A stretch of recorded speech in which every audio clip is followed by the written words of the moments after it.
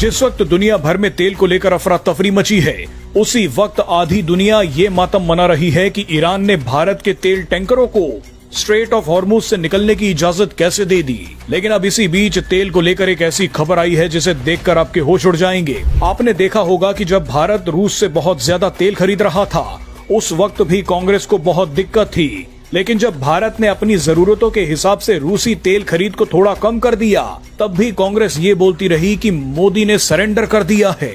लेकिन आप ये जानकर हैरान हो जाएंगे कि कांग्रेस सरकार ने तेल खरीदा और करीब 3 लाख करोड़ रुपए से ज्यादा का बिल पीएम मोदी को दे दिया।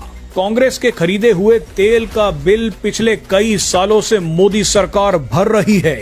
मोदी सरकार अगर ये बिल नहीं चुकाती तो देश सही में बर्बाद हो सकता था। लेकिन अब खबर आई है कि मोदी सरकार ने 3 लाख करोड़ रुपए से ज्यादा का ये बिल चुका दिया है। अब आपके मन में सवाल होगा कि लाखों करोड़ों का तेल तो कांग्रेस ने खरीदा था, लेकिन इसका बिल मोदी क्यों भर रहे हैं? अब आपको बेहद ही आसान भाषा में ये पूरी कहानी समझाते हैं। दरअसल यहाँ पर सारा खेल ऑयल बॉन्ड्स का है, जो यूपीए ने अपने कार्यकाल में जारी किए थे।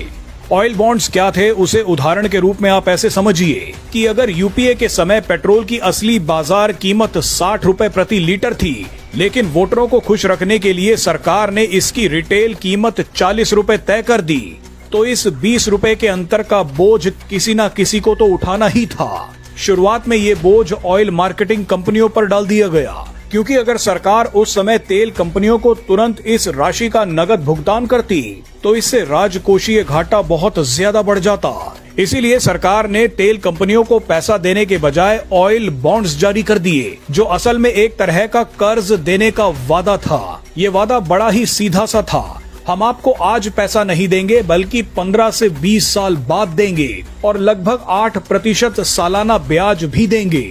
दूसरे शब्दों में कहें तो यूपीए सरकार ने जानबूझकर सस्ते रखे गए ईंधन की कीमत का बोझ भविष्य की सरकार और भविष्य के टैक्स देने वालों पर डाल दिया। अतीत में मिलने वाला सस्ता पेट्रोल असल में सस्ता नहीं था, उसका बिल तो भविष्य के लिए टाल दिया गया था।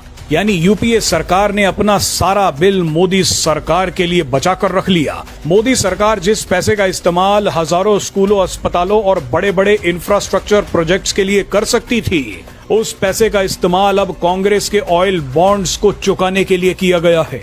आपको बता दें कि 2008 के वैश्विक वित्तीय संकट के दौरान कच्चे तेल की कीमतें आसमान छूने लगी थी। उस समय यूपीए सरकार ने अचानक ईंधन की कीमतें बहुत ज्यादा बढ़ा दी। एक ही झटके में पेट्रोल की कीमत 5 रुपए प्रति लीटर और डीजल की कीमत 3 रुपए प्रति लीटर बढ़ा दी गई। इसके बाद यूपीए सरकार ने 2005 से 2010 के बीच 1.4 लाख करोड़ के ऑयल बॉन्ड जारी कर दिए, ताकि तेल मार्केटिंग कंपनियों को हुए नुकसान की भरपाई की जा सके। अब मोदी सरकार 2014 से ही इन ऑयल बॉन्ड्स के पैसों को चुका रही है। प्रिंसिपल अमाउंट और ब्याज सहित मोदी सरकार 2.36 लाख करोड़ रुपए से ज्यादा का भुगतान कर चुकी है। अब मोदी सरकार लगभग पूरी तरह से इन ऑयल बॉन्ड्स से मुक्त हो चुकी है। मोदी सरकार ने भविष्य के लिए इस कर्ज को नहीं टाला। आप सोचिए कि 2.36 लाख करोड़ रुपए से मोदी सरकार क्या क्या कर सकती थी, लेकिन ये सारा पैसा कांग्रेस के समय खरीदे गए तेल का बिल भरने में निकल गया। हैरानी की बात देखिए कि मोदी सरकार को पुराना कर्ज चुकाना पड़ा, रूस, यूक्रेन और वेस्ट एशिया में चल रही जंग झेलनी पड़ रही है, लेकिन इसके बावजूद मोदी सरकार ने तेल के दामों को बढ़ने